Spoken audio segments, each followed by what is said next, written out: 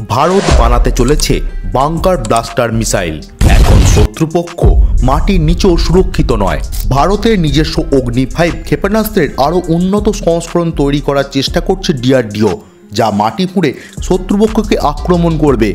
বর্তমানে অগ্নি-5 যেটি 5000 কিলোমিটার পাড়ি দিতে পারে আর তার সাথে একাধিক অস্ত্র বহন করতে পারে এবং একাধিক টার্গেটেতে নিশানা চালানোর মতন ক্ষমতা আছে। আর এর উন্নত সংস্করণ 7500 কিলোগ্রাম বাংকার ব্লাস্টার অস্ত্র বয়ে নিতে পারবে এবং মাটির 80 মিটার থেকে 100 মিটার গভীরে শত্রুপক্ষের কংক্রিটের কাঠামোকে গুঁড়িয়ে দেবে।